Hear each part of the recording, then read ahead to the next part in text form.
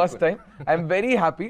And to break the ice, first thing I just wanted to ask, అంటే ఏం right now జీవితంలో ఏం జరుగుతుందో చెప్పండి ఫస్ట్. ఇప్పుడు అసలు ఏం జరుగుతుంది, వాట్స్ హ్యాపెనింగ్ ఇన్ లైఫ్?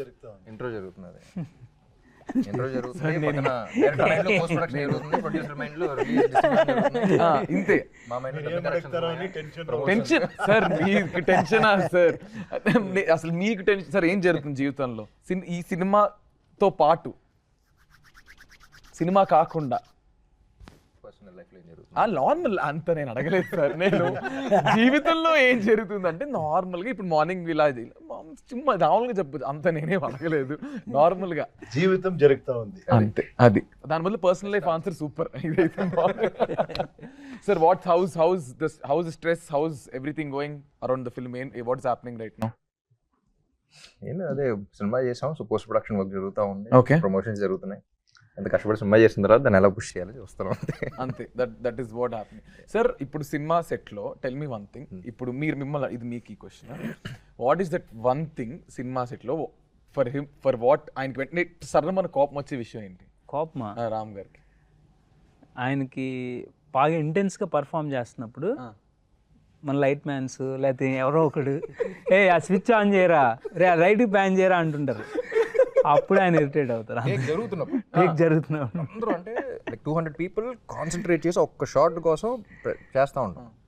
అప్పుడు వాడు ఉంటాడు, ఆడ ప్రపంచంలో ఆడు ఉంటాడు, ఇంతమంది కష్టపడుతున్నారు, చేస్తున్నారు, డబ్బులు అవుతుంది, ఏ టైం ఏమి ఉండదు, ఆడు పనిలో ఉంటాడు. అప్పుడు కొంచెం అప్పుడు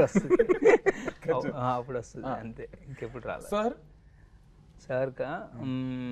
సార్ హానెస్ట్గా అంటే మేము 9 వరకు కొంచెం ఎక్స్టెండ్ చేస్తా.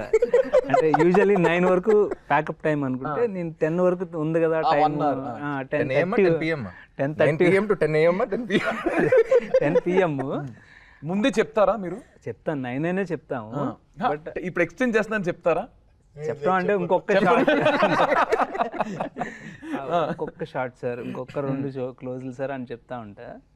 అప్పుడు అయ్యిందా ఇంకేమన్నా ఉందా అని అడిగి ఒక క్వశ్చన్ ఉంటుంది అంతే. అది మరి అంత కోపంగా కూడా ఉంటుంది అట్లే, because he's being a director, I think he understands it.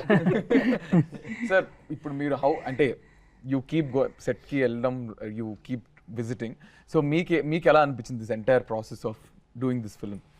ఇది అందరూ ఇష్టపడి చాలా ప్రేమతో చేసిన సినిమా అండి. It is a very very beautiful moment.